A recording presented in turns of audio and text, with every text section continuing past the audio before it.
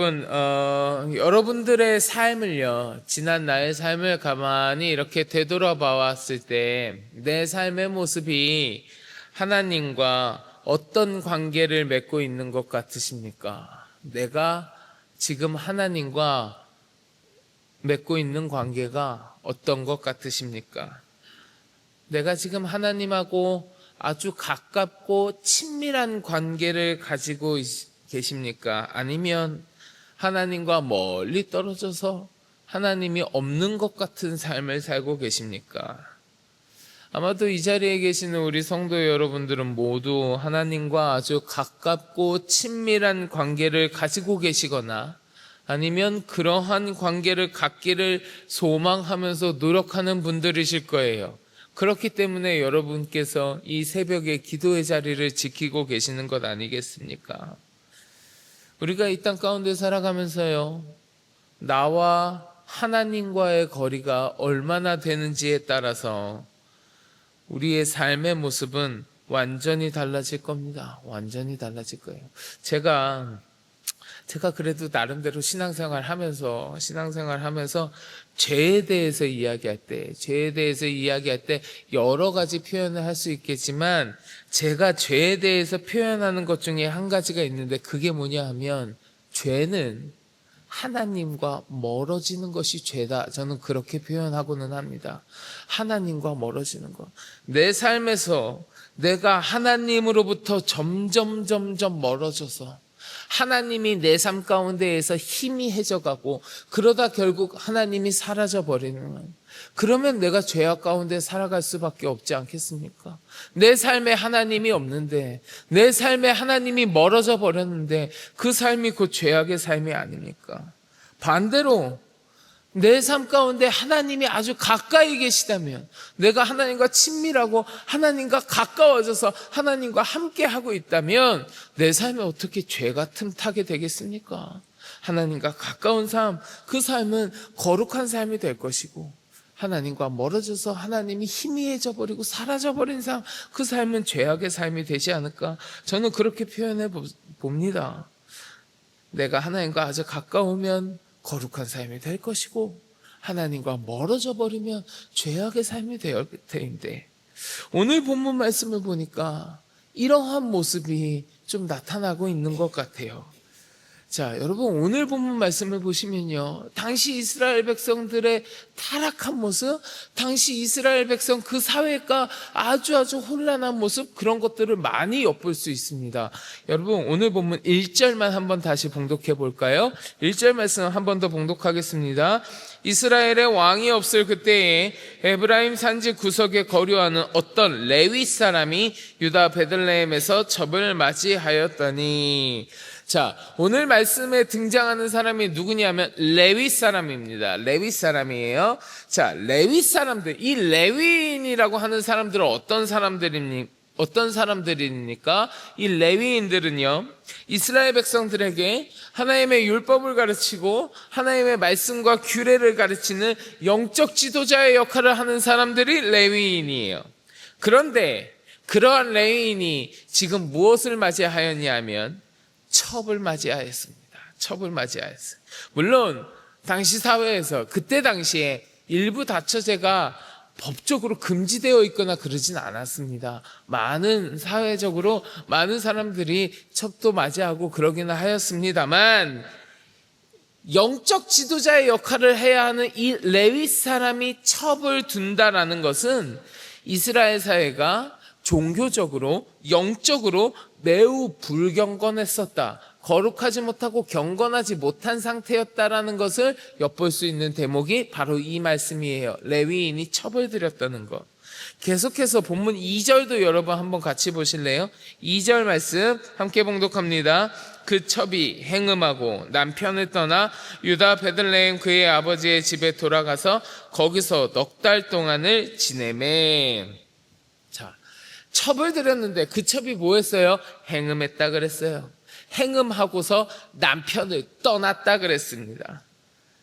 레위인의 첩이 다른 남자와 간음하고 도망했다, 라고 하는 이 사실은요, 그 당시 이스라엘 사회에서 성적으로 얼마나 타락했는지 그 성에 대한 도덕적인 수준이 땅에 떨어져 있는 수준이었다라는 것을 보여주는 겁니다. 그리고 한 가지 더 볼까요? 다른 남자와 간음하고 도망친 여인이 지금 어디로 갔어요? 자기 아버지 집으로 갔어요. 근데 거기서 지금 얼마나 지냈다 그랬어요? 넉 달 동안 지냈다 그랬어요. 4개월. 아무리 자기 자식이라고는 하지만 이런 상황이 생기면 네가 이러면 안 된다, 네가 그러면 안 되지 하고 설득해서 다시 남편한테 데리고 간다든지, 아니면 내 딸이 지금 여기 있는데 남편으로서 어떻게 할 건가, 자네 일로 와서 우리 얘기 좀 해보게, 뭐 당장 내 일단 우리 집으로 좀 와보게, 뭐 이렇게 한다든지 뭐라도 하는 게 정상 아니겠어요? 근데 그 아버지는 아무것도 안 하고 그냥 그 딸을 내비뒀어요. 얼마 동안? 벌써 4개월이요. 4개월. 도망한 딸을 4개월이나 그냥 내버려둔 그 아버지의 모습을 통해서 당시 이스라엘 사회에 어떤 것을 엿볼 수 있냐면, 죄를 보고도 묵인하고 방조할 정도로 그 죄에 대해서 둔감한 상황이구나라는 것을 우리가 엿볼 수 있는 거예요. 죄에 대해서 굉장히 둔감한 그러한 분위기와 그러한 풍조가 벌써 이스라엘 사회 가운데 만연해 있다라는 것, 우리가 이 대목에서 엿볼 수 있는 겁니다. 한 가지만 더 볼까요? 오늘 본문 마지막 15절입니다. 15절 같이 봉독하겠습니다. 기브아에 가서 유숙하려고 그리로 돌아 들어가서 성읍 넓은 거리에 앉아 있으나 그를 집으로 영접하여 유숙하게 하는 자가 없었더라. 아멘. 자, 어찌되었든 이 레위 사람이 그 장인의 집에 가서 도망간 첩을 데리고 이제 다시 돌아가는 거예요. 돌아가다가 기브아의 성읍에 이르러서 이제 밤이 깊었으니까 좀 어디선가 유숙해야겠는데 뭐라 그랬습니까? 그를 집으로 영접하여 유숙하게 하는 자가 없었더라. 아무도 그를 맞이하는 사람이 없었다는 거예요. 근데 여러분, 이스라엘의 전통은 뭔지 아세요? 나그네를 보면 반드시 자기 집으로 맞이하는 거예요. 나그네를 보면 맞이해서 그를 대접하고 유숙하게 하고, 그게 이스라엘의 전통이에요. 그런데 아무도 그런 사람이 없었다. 아무도 그를 영접하는 자가 없었다. 무슨 이야기냐? 그때 당시 이스라엘 사회에 공동체성이 다 결여돼 버렸다. 공동체적인 의식이 다 결여되어 버렸다는 것을 의미해 주는 겁니다. 자, 오늘 본문 말씀만 봐도 벌써 이스라엘 사회가 얼마나 많이 무너져 있었는지, 얼마나 많이 타락해 있었는지 우리가 엿볼 수 있습니다. 영적으로도 불경건했고요, 성적으로도 문란했고요, 도덕적인 수준도 땅에 떨어졌고요, 죄에 대해서도 둔감했고요, 공동체 의식마저 결여되어 있었습니다. 이런 모습이 지금 이스라엘 백성들의 모습이란 말이에요. 하나님께서 택하신 선민 아니에요. 이스라엘 백성들 하나님의 백성이라고 일컬어지는 백성들이잖아요. 그런데 도대체 이들이 왜 이런 상태가 되었을까? 어쩌다가 이스라엘 백성들의 모습이 이렇게 타락하고 혼란스러운 모습이 되었을까? 우리가 그 이유를요, 오늘 보면 1절에서 엿볼 수 있어요. 여러분, 1절 말씀 한 번만 더 봉독해 보겠습니다. 이스라엘에 왕이 없을 그때에 에브라임 산지 구석에 거류하는 어떤 레위 사람이 유다 베들레헴에서 첩을 맞이하였더니. 아멘. 자, 1절 말씀 뭐라고 시작하고 있습니까? 이스라엘에 왕이 없을 그때에, 이렇게 이야기합니다. 이스라엘에 왕이 없을 그때. 여러분, 사실 이 구절은요, 이스라엘에 왕이 없을 그때라고 하는 이 말씀은 사사기 전체를 관통하는 사사기의 핵심 이야기 중에 하나예요. 사사기의 핵심입니다. 비슷한 구절? 아니, 아예 똑같은 구절이요. 사사기에 여러 군데 더 나와요. 몇 개나 더 나와요. 한 두 개만 더 볼까요? 사사기 17장 6절 말씀인데요, 제가 봉독해 드릴게요. 그때에는 이스라엘에 왕이 없었으므로 사람마다 자기 소견에 옳은 대로 행하였더라. 똑같은 말씀 아니에요? 사사기예요. 마지막 사사기 마지막 장인 21장의 마지막 절인 25절, 맨 마지막 말씀도 똑같이 기록되어 있어요. 제가 봉독해 드릴게요. 그때 이스라엘에 왕이 없으므로 사람이 각기 자기의 소견에 오른 대로 행하였더라. 이게 마지막 말씀이에요. 왕이 없으므로 자기 소견에 오른 대로 행하였더라. 이 말씀이 사사기 전체로 관통하는 말씀 중에 한 구절이에요. 무슨 이야기냐? 이스라엘에 왕이 없다라는 거예요. 이스라엘의 사사시대 때요, 사회적인 규율과 기강을 세울 만한 강력한 중앙 집권적인 통치자, 말 그대로 왕, 그 왕이 없었다는 이야기이기도 합니다. 그래서 사무엘 시대에 이르러서 이스라엘 백성들이 막 왕을 요구하기도 하죠. 하지만 그것보다 더 중요한 건 무슨 이야기냐? 왕이 없었으니는 하나님이 부재했다라는 것을 이야기하는 거예요. 하나님의 부재요. 인간적인 왕은 없었지만 이스라엘에는요, 온 우주의 통치자이셨던 하나님께서 사사들을 때때마다 들어쓰시면서 왕으로서 직접 이스라엘을 하나님께서 통치하고 계셨습니다. 근데 이 백성들이 그 하나님으로부터 멀어지는 거예요. 멀어지는 거예요. 우리의 삶을 다스리시는 왕 되신 하나님으로부터 멀어지다가 결국에는 그 삶에 왕 되신 하나님이 사라져버리는 겁니다. 그 하나님이 사라져버리는 거예요. 즉 오늘 본문에 나오는 이스라엘에 왕이 없을 그때에 라고 하는 이 말은요, 이스라엘이 하나님의 통치를 거부하고 하나님으로부터 멀리 떠났다라는 것을 이야기하는 겁니다. 그래서 자신의 삶에서, 자신들의 삶 가운데에서 하나님을 멀리하고 결국 자기의 소견대로, 자기들 마음대로 그렇게 행했다고 하잖아요.